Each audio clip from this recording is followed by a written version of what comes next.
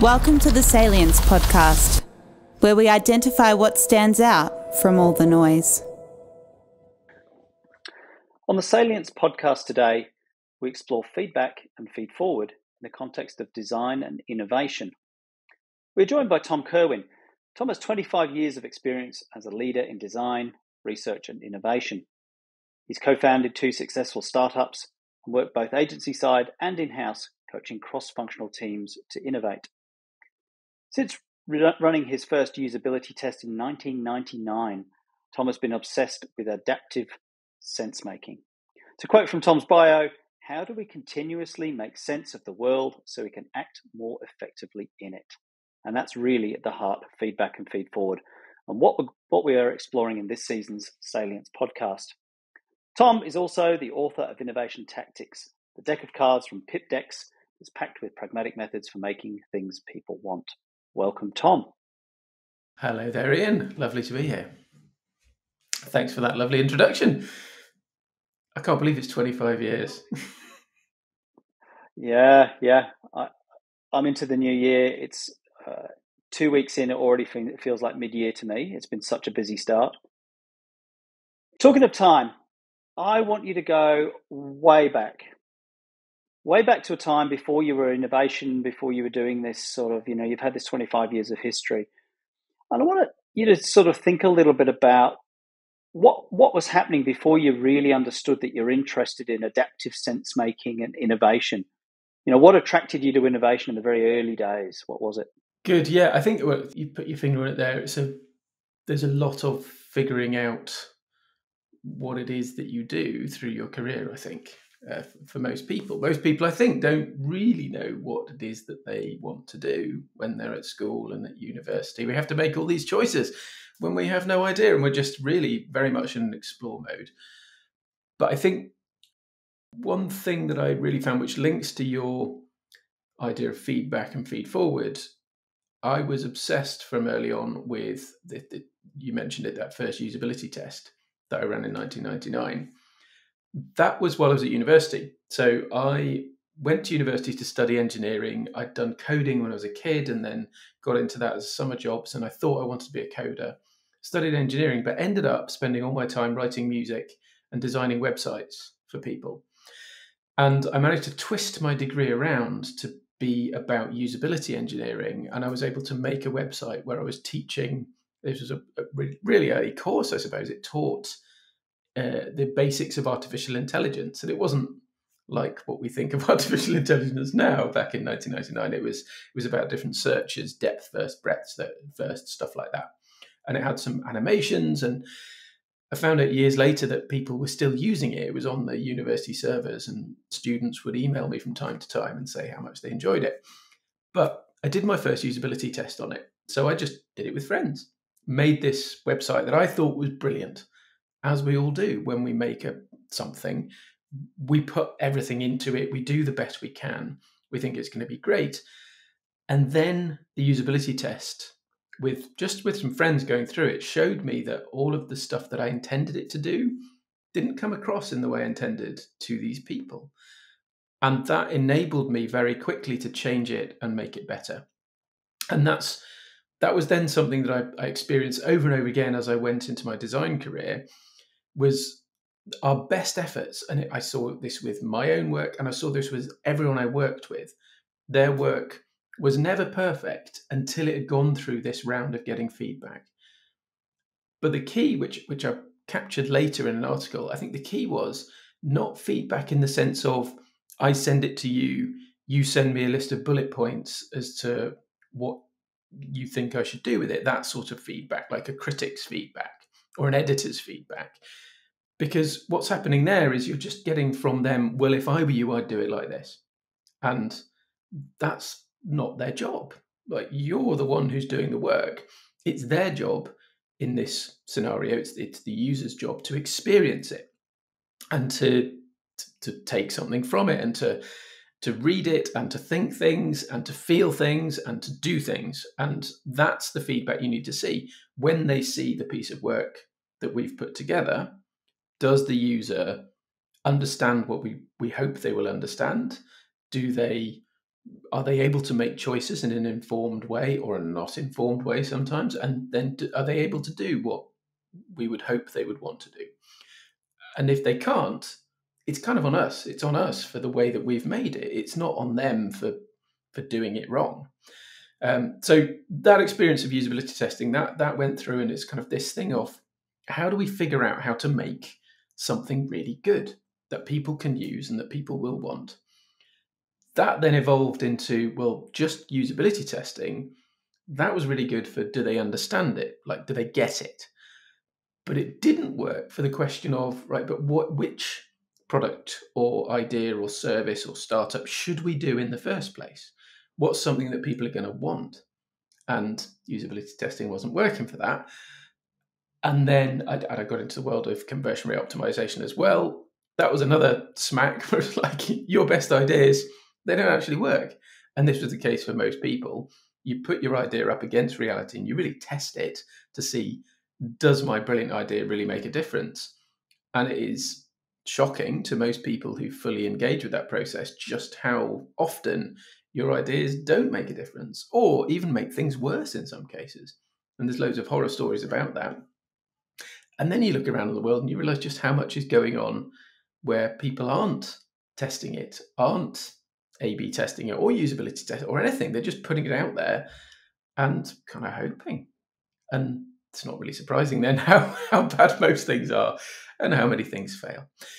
Where we get to the next stage, like innovation, you can't do A/B testing for innovation, because when you're doing innovation, by its very nature, you don't have customers yet. You're trying to come up with something new. You don't have the data, the numbers to be able to measure it. And indeed, you can't really use data from the past to ask what if questions, which is what innovation is all about. So this is what you've been doing in the past. But what if we change some things? What if we give you something new? What then will you do? And then I think we're getting into what you would say was feed forward. Is that right? Yeah. I absolutely agree. Where I've been working with large corporations who often have, they might have $100 million innovation portfolio. They've got all sorts of stuff going on. One of the big challenges, they've often got really clearly defined problems. One of the challenges we talk about is when to bring the end user in. Now, often the end user will kill an idea before it even gets off the ground, sometimes because they want to keep doing what they're doing. But sometimes the end user is essential in the part to be able to say, well, that's just not going to work for the following reasons. Have another go.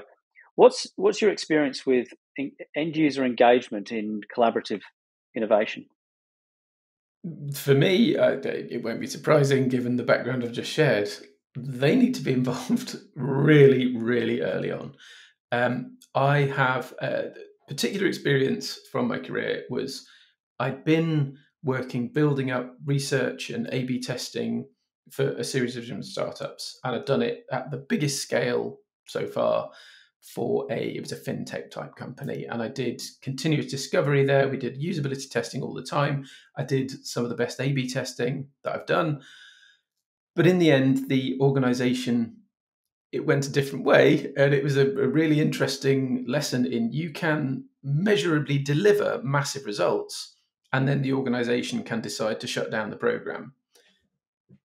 I think because it's uncomfortable.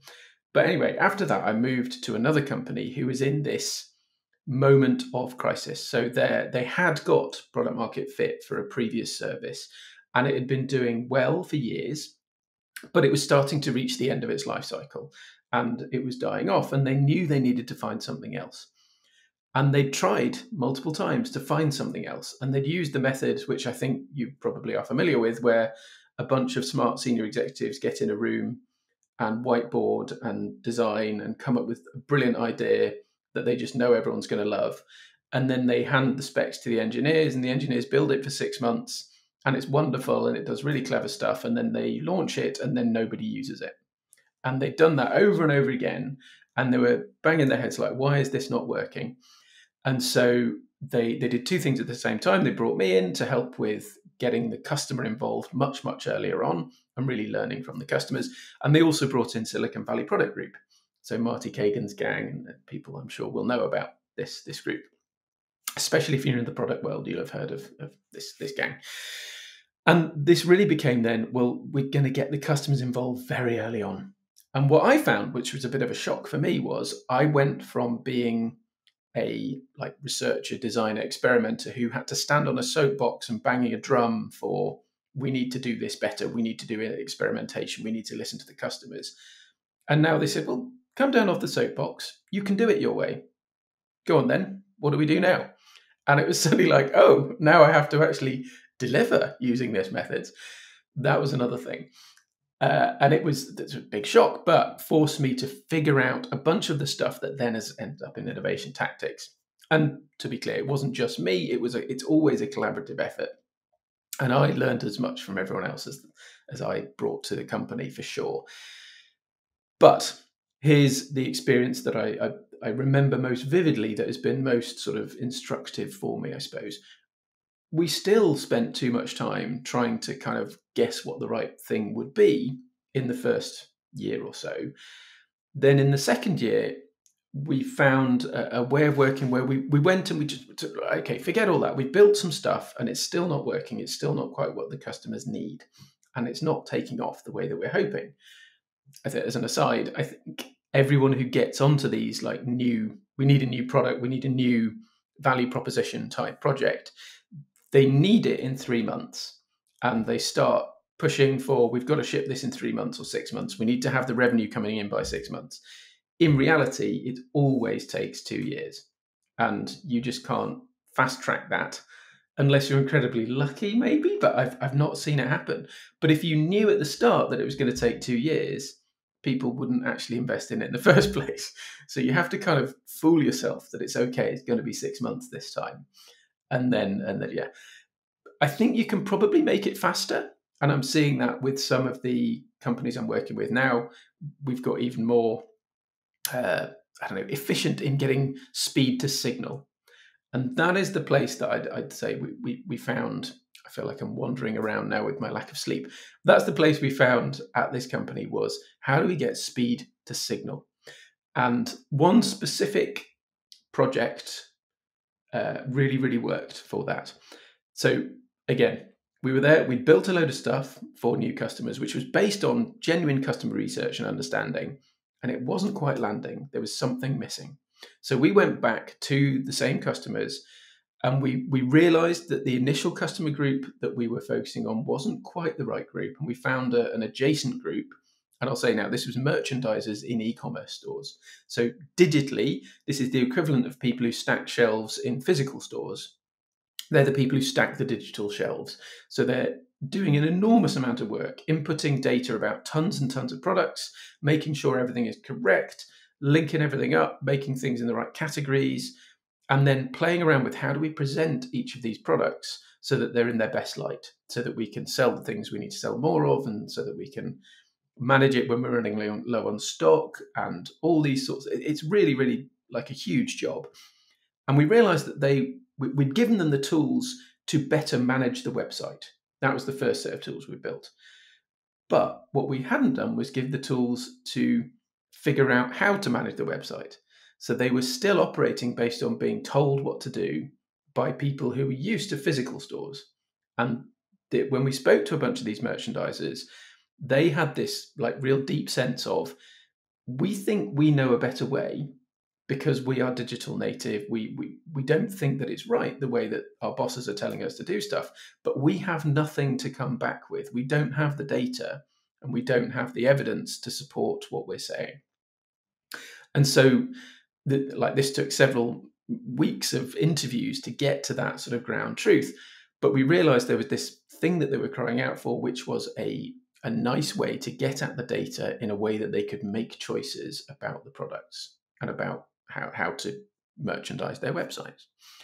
So we found that out. We did a process. There's a bunch of processes that we did. I don't want to go into too much detail. One of them was pitch provocations, which I think, let's put a pin in that and come back to it later. I think that's the most exciting feed forward mechanism that I think I know at the moment. So we'll come back to that. But from that, we discovered, okay, there's definitely a product in this space. It was something called actionable insights, which is also a buzzy word sort of thing, but it was framed in a way where this is going to give you real data and a real graph that shows you how your product catalog is performing compared to itself, etc., etc. And we were like, boom, sorted. This is amazing. We worked with an ex-merchandiser to design an amazing prototype where we could plug in our customers' real data and show them this incredibly cool graph. It looked like a kind of fingerprint swirl, and it was all their products and how they were relating to one another. And we were really excited. So we did that for a couple of customers, and they were just meh. Wasn't what they wanted at all. No use. They didn't understand it. They didn't know what they were supposed to do with it. It just wasn't connecting in the slightest. And it was exactly the thing that they'd been exposing that they really wanted. When we'd run a landing page test for it, they'd signed up saying, yeah, this is what we need. And then when it came to reality, it didn't land. So we knew there was a real need here, and we wanted to give it one more go. So we grabbed a team and we said, right, we're going to put together something, and we need to do this as fast as we can. We're going to do proper. MVP is a bit of a dirty word now, I think, and it's a lot of nonsense talked about MVP. But this was 8 days from team formation to value shipped. And we did it for 30-something customers out of our portfolio. There's 100 customers working with the company, I think. And we had the right data for this subset of 30 customers that we could put something together for them. And we did it in a hideous Google spreadsheet. So it looked awful. The designer was not happy. And we did it mostly by hand. So we just grabbed data, cleaned it up, made the spreadsheets for people, and then got it out to these customers. And this was like our last ditch. Like, we're going to send this. We've stripped it all back. We've made it simpler. We've put some simpler models in. We had these clever models in the first one. Let's just see, can we get more conversations with people? And we set something which I now call a pivot trigger. We said, well, we're sending these 30 emails. If we don't see, I can't remember the exact numbers we set at the time, but if we don't see 10 people out of those 30 opening this spreadsheet and having a look at it and spending a bit of time on it, then okay, it's not it, and we'll have to try again, something else. And what actually happened was, I think at least 20 of the 30 opened it up, and then they started sending emails saying, hey, my colleague would like one of these as well. Could you add them to the list? And so we stumbled on something that had a bit of value to them. So we beat that pivot trigger by masses. It was clearly working. But what was, I think, really instructive was that spreadsheet that we sent out was nothing like anyone imagined we were going to be building at the start. It didn't look like a digital product. It didn't look like the thing that everyone had been dreaming about, or all the designs, anything like that. It was ugly, and it was basic, and it had the stuff in that people kind of needed. But it wasn't perfect. And over the next 10 weeks, we then sent one of these every single week, because that's the cadence of merchandisers. They needed it every Monday morning. We sent it every week, and every week it was different. Sometimes a lot different, sometimes just slightly different, because we were having more conversations with the customers as we went, and they were revealing, oh yeah, there's this bit that doesn't work for us. We need this information. And by the end of the 10 weeks, the rate of change had massively slowed, and we got to something which was stable and customers were using. And more importantly, they weren't just opening it and reading it. They were using it to make decisions, to put things differently on their websites, and those were then getting them different results, better results. And so just with a Google spreadsheet and a small team of engineers and data scientists, we had built, effectively, that was a real product that we'd built. It didn't look shiny, but it was doing the job. And along the way, there was a whole bunch of other stuff, but we realized through doing that process, we finally learned what we got so wrong with that first beautiful prototype that I mentioned, with the fingerprint swirl and all the beautiful visualizations. And we realized exactly what was wrong with that. And now we knew how to design the product when we made it beautiful and fitted it into the system as a whole. And I think that's an example of, that's kind of a way to work with customers, starting with the deep kind of exploration, the deep interviews, and understanding what is their day like. From there, you have just so many potential patterns, so many potential places to go. So the next stage, that then goes to something more like pitch provocations, where you're going to ping lots of those potential directions to go in all at the same time in parallel, and kind of get a sense of where the market's at. And it's not going to be any of the pings you think it is. Usually it's you're going to illuminate the sort of hidden shape of the market that it doesn't really know and can't tell you. But by pinging it, you get a sense for it. Then you're going to zero in on something that you can build from within that space. And so you have many, many options at the start. And the process is one of kind of winnowing down the options that you could follow to find the ones with the most promise. And then you're going to iterate and shape that from incredibly rough and incredibly high level all the way through to incredibly detailed, where people are behaving, where you're seeing people actually choosing it, using it, and getting the value. And once you've done that in a rough way, I think then you're ready to build it at scale. And I think that's the big difference from most companies who jump to, well, we need an idea and we need it at scale today. And what then, as we both know, happens is they spend 6 months cleverly designed in a room with clever people, clever engineers who are brilliant and do amazing work, and then it ships, and it's not what the customer wants. There's a lot there that I want to just unpack and ask a couple more questions on. And everything you've said resonates particularly for me around all of the organizations that I know at the moment that have got transformations running, which is most of them. They'll all have something in the digital space. It could be in a health department, it could be in HR, it could be all sorts of government agencies, utilities. And I don't think they're doing what you said. I think they've invested in a track which is, this is what we need. We're going to give you a system in 18 months or 2 years. And everyone's going, where is it? We really need it. And I know what's going to happen when it lands. And I think I think you gave an example of you pitched something into an organization and then they said, meh. Mm-hmm. I think, isn't that a gorgeous piece of feedback right there? You know, it doesn't need to be any more nuanced than meh. No, I don't really want it. Yep. At that point, a lot of people could give up. And a lot of people do give up on getting feedback from customers at that point, because there's this thing of, like, it is true, you can't ask the market what it wants because it doesn't know. It's not its job to know. It's its job to react to things that you've created. And so what the market wants is always, well, it's not what you've just made. That's the problem. It's, here, would you like this? No. Okay. What would you like? I don't know, but not that. And that's a frustrating place to be.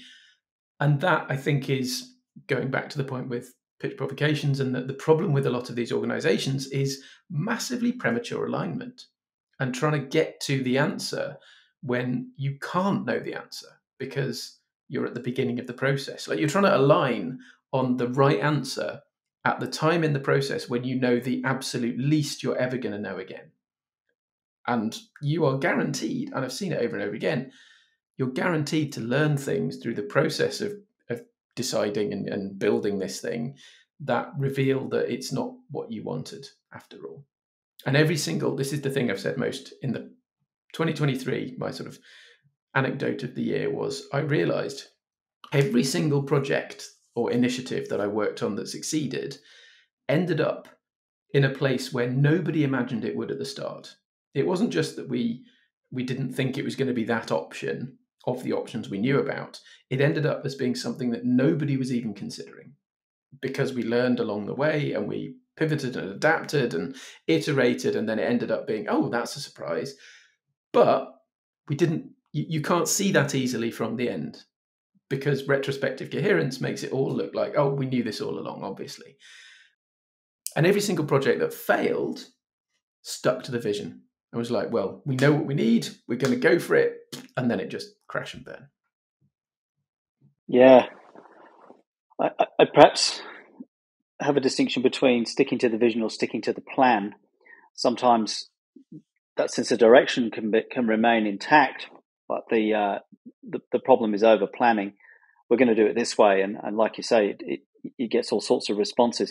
I think you've got two things in here that I'll pull apart. One is I love this idea, the pitch provocations, and you talk about ping, and you say it's lots and lots of small stuff, which is gathering really fast feedback in real time so that you can spin it into feed forward in your redesign with lots and lots of new things.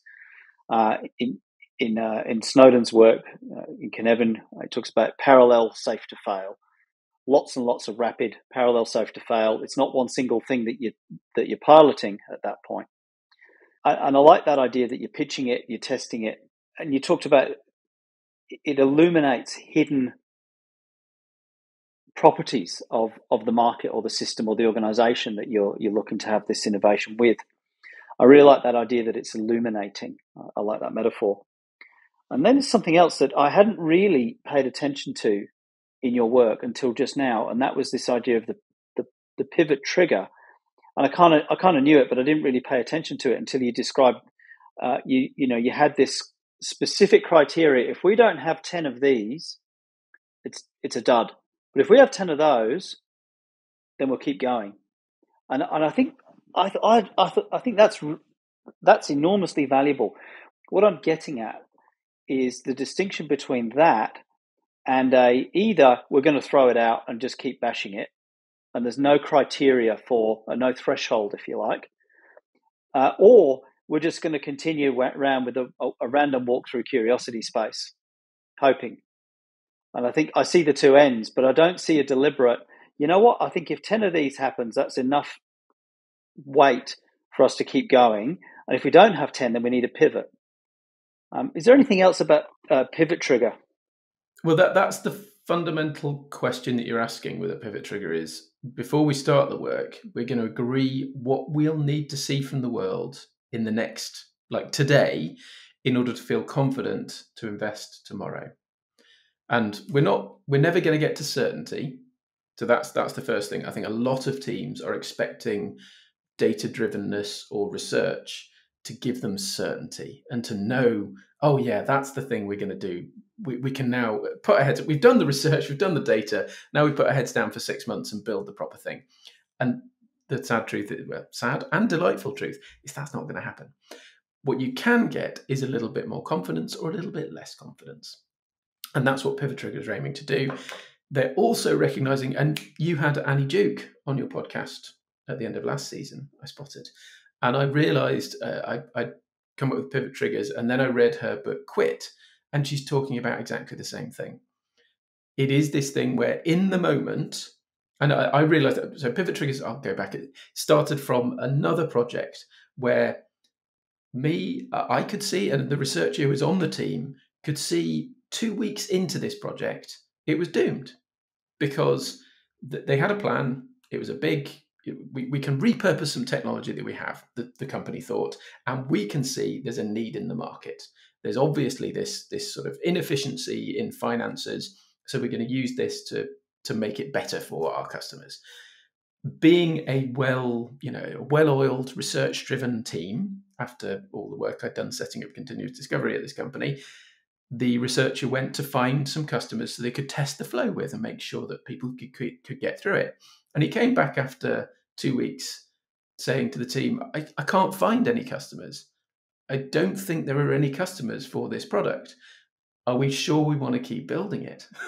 And the team's hands were tied. I think at the time it was like, why are you not responding to this? Why are you not changing your plan? The researcher even said, I've talked to a bunch of people in the market, and there's these other things that we could do, which they really do need. Could we do one of those?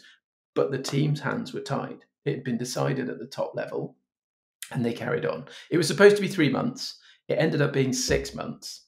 And I would say we knew in week 2 that it was doomed, but they had to build it and launch it and then have no customers for 3 months afterwards before they would finally realize, oh no, maybe it's not going to work. So I was like, well, how on earth can that be happening? And I think where I came to was, I think, the same place that Annie Duke talks about. It's a lot of this sunk cost bias. And there's another big thing, which is the executives who'd agreed that this was the plan, that this was the job that team were going to do. They had already validated their decision. It was validated because their colleagues had all agreed, they got it on the roadmap, they'd got budget for it. Of course it was worth doing. It's the right thing to do because we've got all these signals that it's correct. And so very hard for them to change their mind. And nobody had agreed up front, well, hang on a minute, what do we need to see from the world to know that this is going to work or not going to work? That it hadn't been even considered that it might not work, because to them it was obvious. And once you've invested all of that capital, political, social capital, to then turn around and say, actually, we've realized it's not going to work, suddenly all of that investment turns to waste immediately, just overnight. That's it. You've now wasted all that time and energy. And who's going to hold their hand up and want to do that on any given day? That's an incredibly difficult thing for somebody to do. Most of us can't do it. But what we can do sometimes is say, well, obviously it's going to work. Obviously it's going to be right. But let's say maybe in this outlandish world where it's not going to work, what would we see from the world? What would we need to see from the world next week or in a month's time that would tell us to change our mind? And you can set that pivot trigger, in this case, in advance, so that then you agree it, you share it, and you're kind of holding your future self to having to do something that your present self couldn't emotionally manage. And that, I'll say up front now, it doesn't always work, but I have seen this make so much more difference on countless teams now, where they're able to make those big changes, which before wasn't even a conversation with the senior leadership. Yeah, I'm really seeing the importance of, and a recurring pattern, certainly through my work, where there's a disconnect between the executive and the needs of the business. If I'm working within a single agency, for example, the brains trust operate in a silo, and they come up with these ideas and they push them down through the business. And there's really quite a disconnect to the frontline need and the gap between what's required to deliver what they need and what's imagined. It reminds me of a story from a friend of mine. He's a portfolio manager, used to go into big organizations as a consultant and help them with their portfolio program project management. And he said he went into a large bank that will remain anonymous. Did an analysis of what they had on the deck, and he said to me, 85% of their projects should die tomorrow. There's only 15% of these projects that have enough sponsorship and enough interest to continue that could land into the business. And now what he's applied there is some sort of expert judgment. He's just looking at them going, oh, that's a dud, that's maybe okay. But so my question for you would be, let's imagine you've just walked into a massive finance house. They've got 100 projects that they present to you. You get to see 100 projects, and you need to work out what's the wheat and what's the chaff. How do you do it? Oh, that's a really good question. And that's a scale that I personally haven't worked at yet, but would be fascinated to try. So I'm going to assume that all of the projects are probably at different phases along the way, which makes it hard as well. There's going to be some that are very nascent, some that have been going for a long time. I'd say that the process that I have, which typically this is how I work with teams, and it's not a process in the sense of you turn the handle and out comes guaranteed results. It's a process of you turn the handle and out comes important questions and probes that you need to do now, which will give you a closer sense of reality than you currently have, and potentially some horrible cognitive dissonance, which will force you to go through the process of contending with the fact that what you believe about reality may not be actually what's happening. So with all of that word salad out the way, step one, it's effectively a twist on a pre-mortem that I do with most teams most of the time. If you've got a clear plan and you think this is the thing we're building, we have a vision, we just need to execute, then we run the time machine exercise. And that is, as I say, it's based on Gary Klein's pre-mortem, but it's got two important twists. One is we travel to the future world, like in the pre-mortem, we go into the future and we know that something has happened with the project, and we look back and figure out, well, what is that like, and why has it happened? But we travel to a world where it's gone better than we ever hoped. So we see the sort of hidden hopes of everyone involved, the executives, the sponsors, the team on the ground, everyone. And then we get back in the time machine, something goes wrong, then we end up in the world where it's failed. And it's failed so badly, this is the other twist, not that it's a launch problem, it's failed so badly we wish we'd never even started. We wish we'd never even had this idea. It's that bad. And then we find out, well, what is it that people are afraid of? The hidden fears, which in the day-to-day of being a good, optimistic team-playing project team, you can't raise these. You can't bring them up in seriousness. Through doing that process, what we usually find is then there's either a whole mess of crap that people are afraid of, and we're all actually what everyone thinks they're building is different from what everyone else thinks they're building. So that's one signal you get. The other is there's one or two really big fears that everybody is sort of has under the surface, but they're just kind of pushing on, pretending those fears don't happen, pushing them down. Once we know what those fears are, we're going to go directly towards them. And so what we do with each of those fears is then the next stage would be, there's a bunch of like tools that help you get there, but we're going to design a probe and set a pivot trigger for saying, well, if that fear is founded, what could we do today? What part of the work that we're going to have to do at some point in the next year can we bring to right now so that we can test for that behavior that we need today? Because the fundamental belief that I have, or the fundamental insight behind innovation tactics and behind this way of working, is your success as a team always depends on the behaviors of people and systems that are outside your control. And it's tempting every time to start with the stuff that's inside your control, because you can make progress, you can feel good, and you save the hard stuff for later.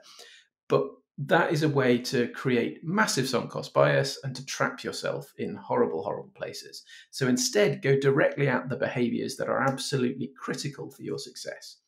We've found those through the time machine exercise usually, and then we're always going to need to make those behaviors happen at some point during the process. Why don't we make them happen today? And if we find then that we can't get those behaviors to happen, which is where we set the pivot trigger around, well, then that is a signal that we need to pivot.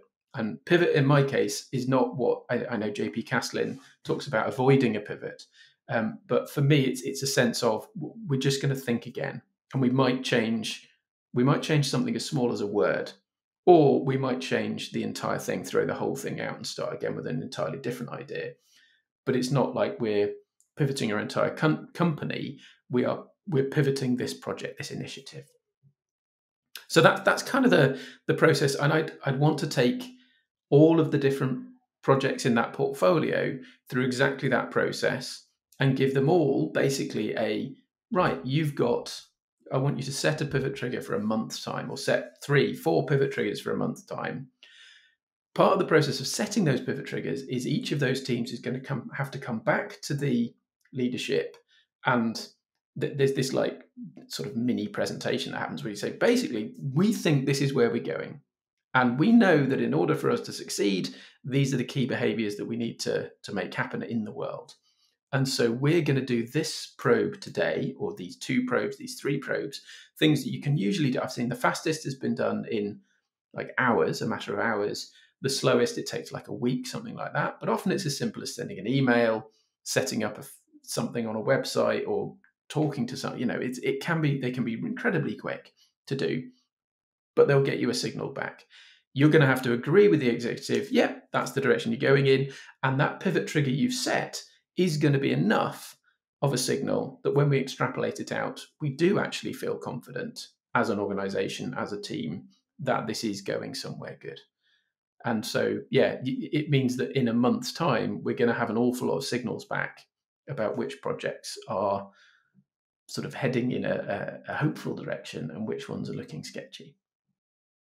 Wouldn't that be so much fun with a big organization with 100 plus innovation projects?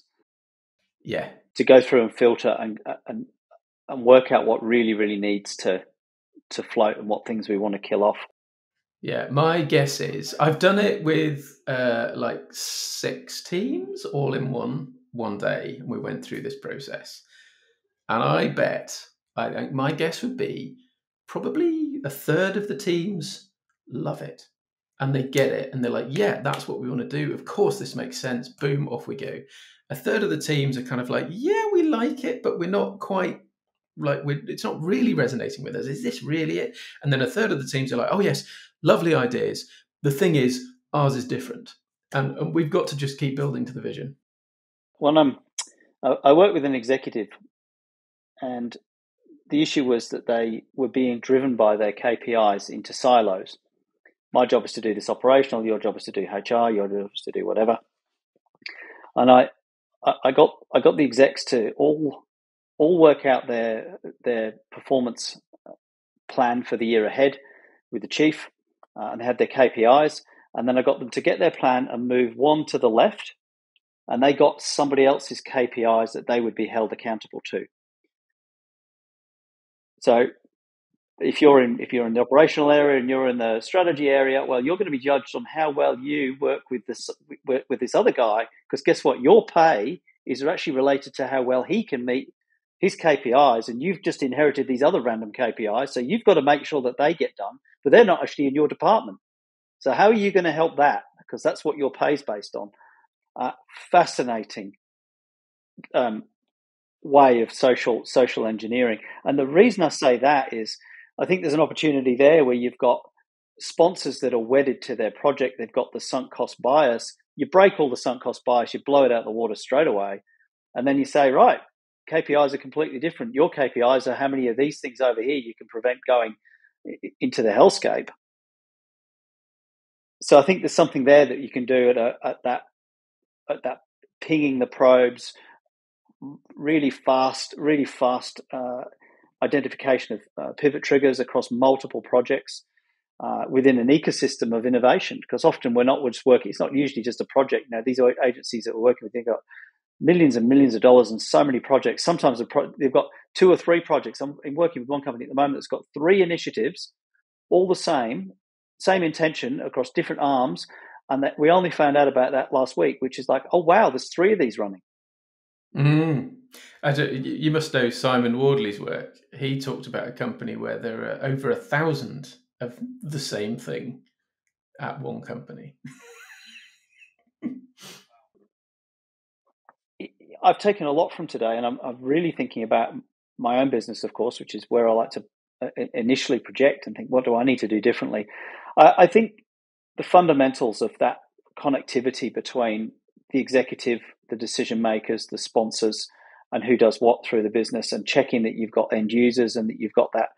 I like the idea that the pitch provocations, the really earlier stages, to check that there's something there, even before you start getting to a point where you've got enough coherence, perhaps to think about what would the pivot triggers be. What will give us an immediate early warning sign. Where do we start to place our attention? So I took that connection as being super important. I like the distinction between the pitch provocations, the multiple parallel, and then identifying pivot triggers. And I like the way of looking at teams and getting teams to take a critical view as they go through.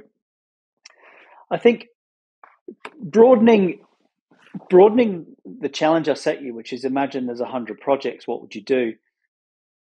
If you think about some of they're often called wicked problems, which is not a great term, the big challenges of the world, climate change, inequity, poverty, health. Here's just a really big question for you. If you could apply some of what you know to some of those massive challenges, where would you direct attention? What would it be? What would the topic be, and what would you want them to do? Well, that's a really good question. I think, all of those sound quite compelling. Health, though, I think resonates with me quite a lot. I think that's something that I've already has a lot of interest in. It's an area where there's an awful lot of confusion, fairly poor data in general, I think, and a lot of noise and nonsense. And I think there are people starting to do some interesting things in that area. Maybe that one because it feels a little more tractable. Because you can, I think this maybe speaks to my background, which is I've always been product designing and or product shipping. You do that one person at a time. Something like climate change and the challenge there, that's not a one person at a time situation. That's a whole thing. And it's sort of, not the area that I've really worked on before. Whereas health, you can take it at a one person at a time type thing. And then as you get scale, you'll get extra effects and goodness. That's a really interesting question. But it brings me to a thought of like the other sort of area that I've been, we talked about this a little bit before the podcast, the work of Dave Snowden, who I know has been mentioned on the podcast before, as would not be surprising. Something that I really enjoyed last year, was really excited by as a really new way of doing strategy that was incredibly enlivening and opened new pathways for several teams now, was something called the estuarine framework. And it uses the metaphor of an estuary where a river meets the sea as the foundation for strategy, because in reality, in business, it's much less like a landscape with a fixed map, and we can plan a route and follow it. And it's much more like a living landscape with tides coming in and out, where timing matters, where some features change, like the sandbanks under the water, and we need to map them all the time, and other features don't, like the granite cliffs. And there's a whole ecosystem going on with wildlife, and the root structures in the banks are keeping the river where it is until they're not. And so things can change suddenly or they can change slowly. That's much more like the business landscape that we're dealing with. So estuarine framework looks at dealing with the evolutionary potential of the present. And why that's interesting, I think, is with that large bank example, where they've got the 100 projects and the projects are working in a certain way. Well, that is because of the estuarine map that bank has. It is the way that things work there is because that is the lowest energy gradient state for that company to operate in. Now, what does that mean? So any company has set up a load of constraints and a load of constructors and actors. There's a network of how things are done. Certain things are easier to do and certain things are harder to do, take more energy. And often what we want to do is kind of force change through by pushing it uphill really hard. You're trying to push water uphill to make change happen, and it's just not going to happen. And so I think what the bank probably needs to do is get those, whoever the senior people are who can make certain changes together, map out, well, what are the constraints? What are the constructors? What is our estuarine landscape that is, I hesitate to use the word causing, but leads to the easy path being whatever our teams are currently doing, where we'd rather maybe we're doing something different. Which of those constraints and constructors can we then operate on? Can we change to see if we can create different behaviors in the organization? Because just telling people to do it differently, and that going back to what I said, like we could run, and I've seen this, we could run the pivot triggers process with those teams, and they could have all of those skills and all of those tools. They could set those metrics. And I have seen this happen. That can start to get the ball rolling. It can start to shift things in the organization because you're changing the conversation and the interactions that are happening between the teams and the execs. But it also probably won't change things massively unless the execs are willing to change some of the constraints, some of the ways that the organization fundamentally operates.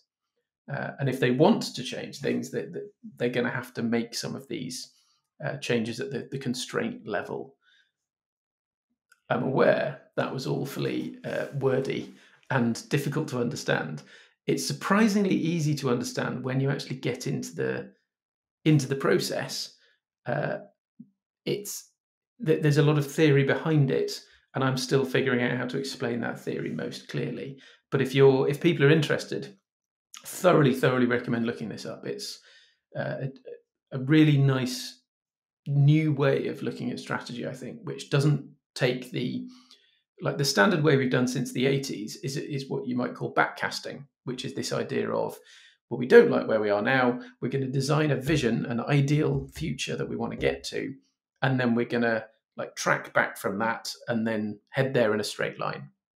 But once you realize you're in this estuary, well, perhaps you can't go in a straight line. Perhaps the tide is coming out, and if you try to cross right now, you're going to get swept away, and that's going to be bad. Perhaps you're going to run aground if you take that trip right now.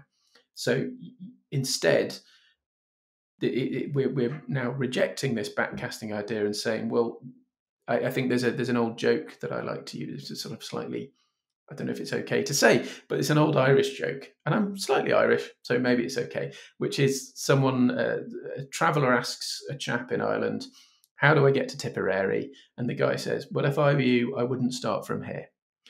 And I think that's the case in most organisations. The vision that they have, the objective they're trying to go to, is not one that they can get to from where they are right now.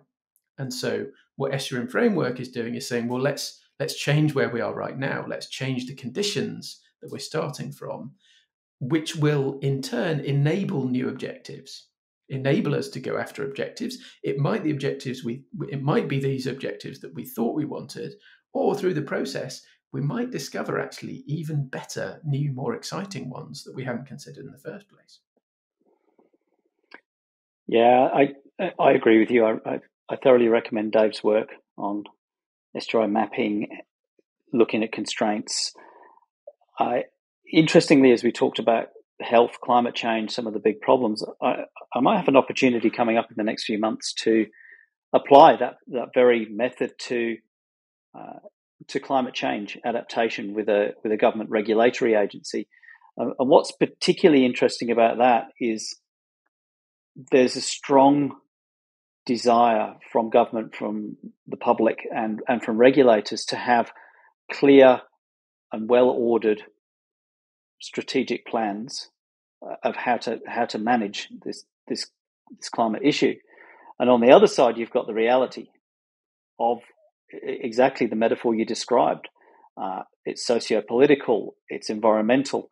People's attitude to climate change depends upon literally the weather today and whichever extreme you might be having. So it's enormously complex. So I think just reflecting, we've perhaps got a similar near-term future exploring some of these methods into complex problems. Is there anything else in your near future, either work or elsewhere in your life, that you're excited by? As we began by your early days back in the 90s in university. As you say, it's been a long time since then. What's next? Yes. What's next? I'm currently in a stage where I'm kind of sitting back and having more conversations. So I'm trying to have more conversations like this,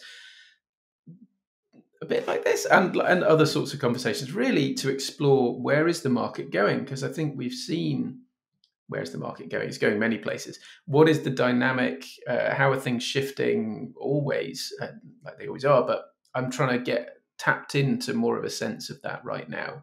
Because I can say in the world of product design, and especially research and experimentation, as we've seen over the last 2023, it was a real just cut back. It was efficiency drive. It was a lot of people got let go. A lot of budgets got slashed. A lot of projects got canned. And I think a lot of companies have gone into kind of batten down the hatches, survival mode, strip back to bare minimum. And so I'm wondering, well, this kind of growth and hopeful new experimentation, should we find out what's going to happen next? A lot of that has seemed to be cut away in favor of shoring up the foundations a bit and just riding out the storm a little bit. And so I'm kind of looking to explore, well, in the market, how is that playing out for you? And really figure out how can I help and sort of find a place within that new shape of the ecosystem. So I think one of the things which I'm particularly excited about. One of the things I like about the work that I've been sharing with you today and these methods is I think you can do more innovation for less. You can do more experimentation with less overhead, with less work. And I think if you want to kind of have that both, and you want to be efficient and you also want to do some exploration, I think there's some stuff here that's worth looking into. Because it can be, as somebody was telling me the other day, there's places like, say, I think this was someone talking about Dyson, where they just had massive amounts of money, so you could just spend a lot on doing innovation. And the way that they did it was they'd have, well, we see a gap in the market for something like this, we'll have 4 different teams trying to build something for that gap. So competing between each other and doing effectively 4 safe-to-fail probes for that market opportunity. But many companies don't have that kind of budget. And yet, if they're not still exploring, if they're not still looking to innovate and find new channels, new growth, new ideas, then eventually it's going to catch up with them, and they're going to struggle, because things will shift again, and they'll suddenly find themselves like that company that I mentioned earlier in the podcast, suddenly find that they're at the end of their product life cycle and they've waited too long, and now it's too late to find the next thing, and they're at risk of obsolescence. So that's it. More conversations. That's my answer. I would love to chat with people. If anyone wants to ping me, please do. I'm really interested in having chats with particularly people who are working in the digital product space, really, too. And I just want to find out more about how are you operating? What are your challenges right now? I'm happy to share what other people are telling me and sort of give you my sense of where the market's going and what the kind of people love benchmarks and sort of see what are my peers doing. So happy to share that and just sort of have a bit of an exploration. Fantastic. More conversations. So listeners, please do reach out to Tom, ask questions, share ideas, share challenges. And thanks, Tom, for joining me today. Thanks so much, Ian. It was a genuine delight. We hope you enjoyed this episode of the Salience Podcast. Please leave us a review and subscribe wherever you get your podcasts. You can also subscribe to the Frontline Mind newsletter by visiting our website at frontlinemind.com. Have you got a topic you would like some more salience on? Send us a message on LinkedIn or email team@frontlinemind.com.